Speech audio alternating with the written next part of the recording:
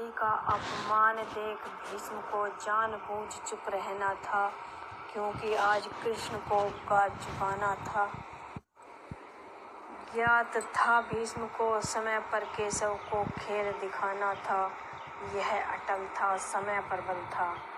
द्रौपदी ने लगाई पुकार, आओ भैया, पति मेरे असफल हुए, मेरी लाज बचाओ भैया। अब तुम ही एक सहारा हो, डूबती नैया का किनारा हो। रक्षा का वचन निभाओ, आ जाओ कृष्ण कहाँ हो। द्रौपदी कृष्ण कृष्ण चिल्लाती है, आशा भरी दृष्टि से सब योद्धाओं को लखाती है।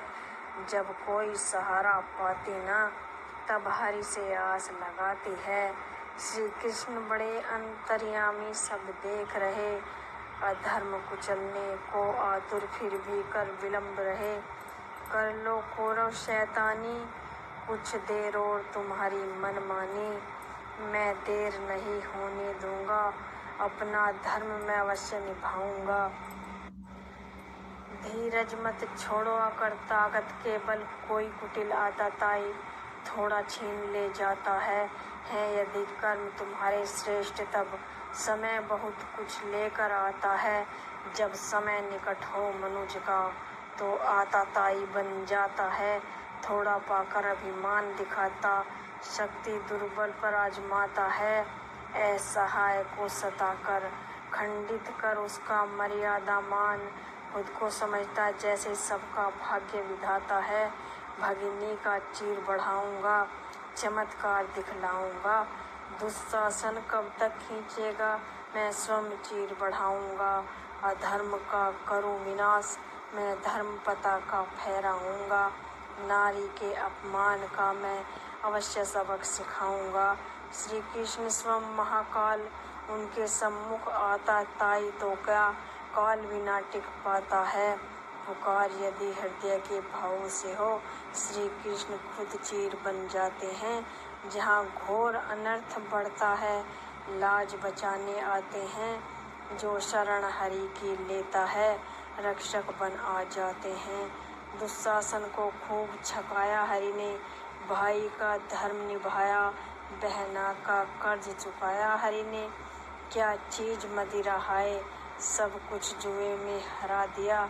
नशे में धुत पांडवों ने खुद को कितना गिरा दिया।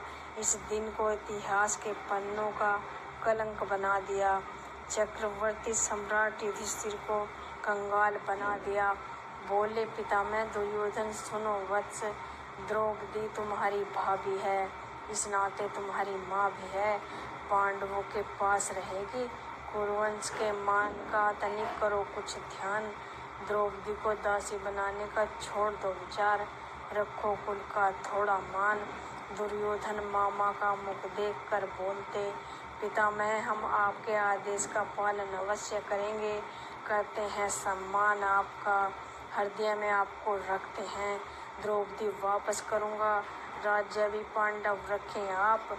पांडवों को जाना होगा वनवास, शर्त ये है 12 वर्ष के वनवासी, 1 वर्ष अज्ञातवास। अज्ञातवास यदि पहचान में आए, फिर शुरू वनवास। पितामह बोले ठीक है, पांडवों को गलती की सीख है। द्रौपदी लेकर वन चले पांडव, ब्राह्मण वेश धर मांगते भीख है। अग्नि में तप कर ही सोने ने चमक दिखाई है। घिसा पिटा काटा छाटा, तब जाकर हीरे ने कीमत पाई है। संघर्ष के थपेड़े सहकर मनुज ने गहन अनुभूति पाई है। ठोकर खाकर गिरता पड़ता, तब जाकर शिशु को चलने की कला आई है।